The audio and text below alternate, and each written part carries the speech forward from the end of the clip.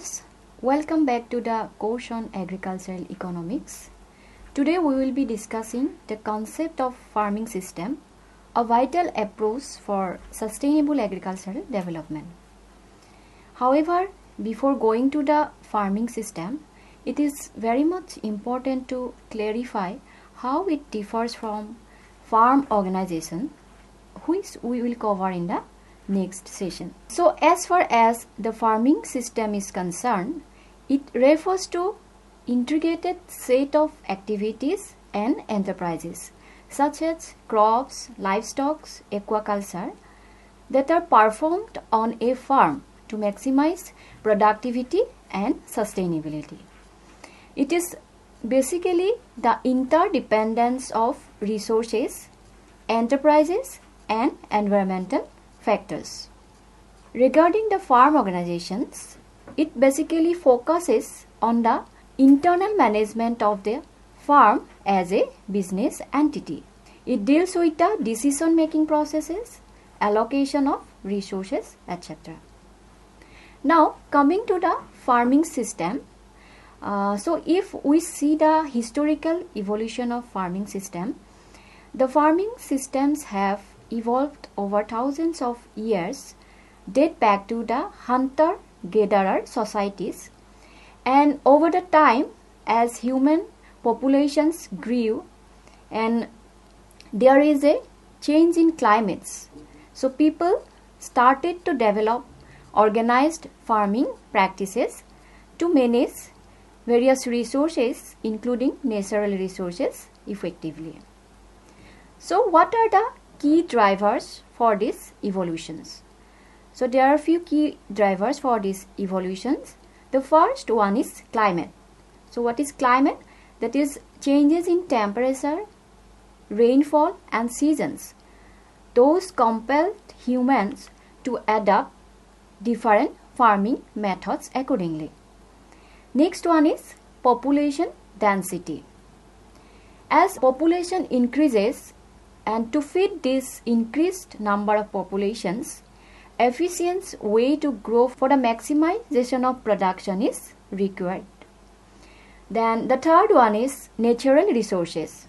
Farming practices or system is mostly dependent on the availability of natural resources, and these natural resources are like soil, water and biodiversity.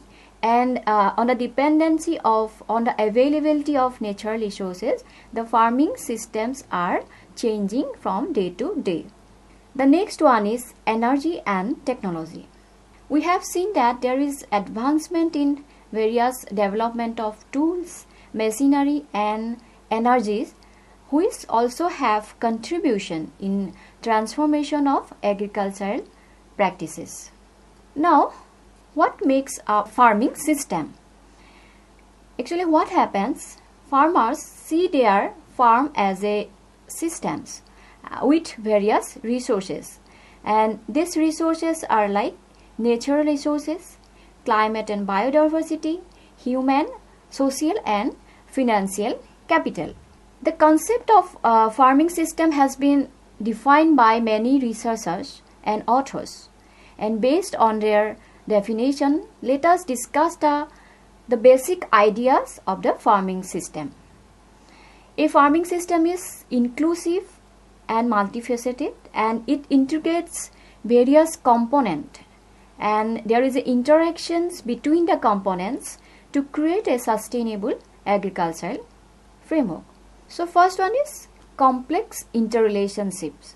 I have said that there is an interrelationship between the components in a farming systems. Farming systems are not isolated. They are formed by interaction of internal component and external component. So what are the internal component? Internal component are land, labor and capital. And there are certain external components or factors which are like market condition and policies. So in a farming system, there is a interactions between these internal and external components. In the year 1992, Mohapatra stresses upon this complexity and referred farming as a interrelated matrix. The second one is farm household. That is, in a farming system, farm household act as a core component. In a farming system, farm household act as both operational and decision-making unit. It allocates resources, manages activities, and consume outputs. Decision-making means it involves choosing what to grow, that is, whether it will be cash crop or it will be a food crop, that is for subsistence farming. Then the third one is subsystems. What is subsystems? In a farming system, actually it comprised of cropping system, livestock systems and farm household, and thus it creates a subsystems inside a farming systems. Then next one is off-farm activities. In a farming system, inclusion of off-farm activities is very much important and very much relevant in case of modern farming system, because it contributes to household income and also it reduces the associated risk that is with the agriculture alone. Thus, based on the above discussion, if we define the farming system, that is farming systems can be defined as it is a interrelated agroeconomic activities managed by farm families. It is a complex interrelated matrix of soils, plants, water, livestock, implements, power, labor, capital, human resources and other inputs to optimize resource use, to sustain production and to maximize net income. However, this farming system is limited by certain factors. These factors are like physical, biological, socio-economic and institutional. Now, coming to the types of farming system. There are basically two types of farming system. One is specialized farming system and another is integrated farming system. In specialized farming system, it focuses on one enterprise, say for example, growing of only cash crops or a single dairy farming. But in integrated farming systems, it is a sustainable agricultural system that integrates complementary enterprises, say for example rice fish farming, crop livestock systems and also agroforestry, which benefit each other. So in a integrated farming systems, there is a mutual benefit between the different system and between the different components. It is basically based on the concept that there is no waste, and waste is only a misplaced resources. That is, it means the waste from one component becomes an input for another part of the system, and thus it promotes resource recycling. Say for example, we can use the livestock manures for the growing of crops at the same time. Again, it is seen that there is a confusion between the mixed farming and integrated farming. It is seen that the mixed farming and integrated farming are often used by many researchers and authors for the same meaning, but there are certain differences. So what is the differences? In IFS, that is in integrated farming system, the focus is on interaction and interrelations between the components, like as I have said above, the recycling of waste and byproduct within the system. While in the mixed farming, this aspect may be missed. Next, coming to the characteristics of integrated farming systems. An integrated farming system is a sustainable process to agricultural production, which combines various agricultural and non-agricultural components.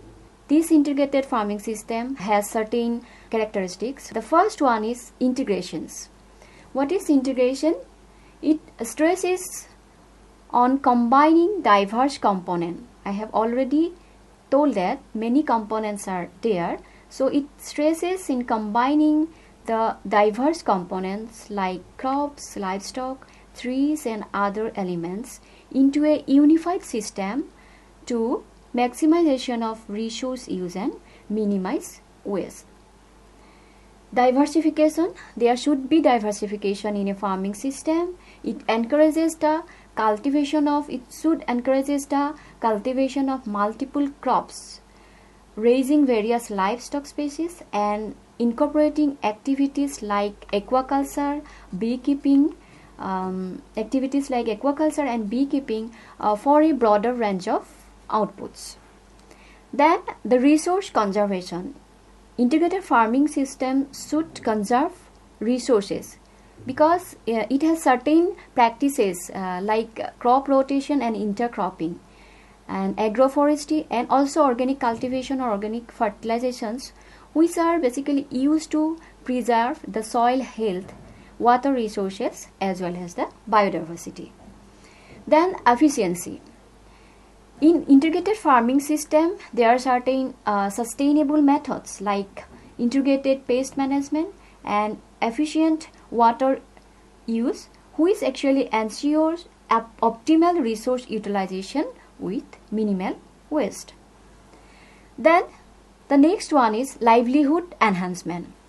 By boosting productivity, diversifying income sources and improving the food security and nutrition, IFS actually encourages better livelihoods for farmers. Then the next one is sustainability and adaptability. An integrated farming system must be sustainable in nature.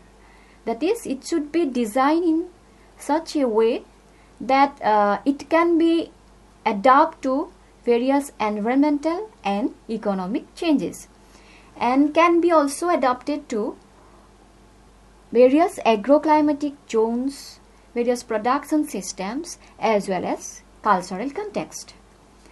Now coming to the farm management. So there should be proper farm management in a integrated farming system.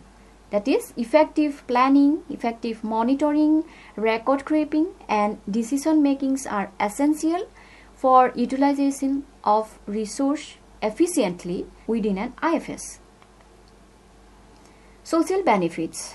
IFS also supports rural communities by improving farm productivity, income levels and overall well-being.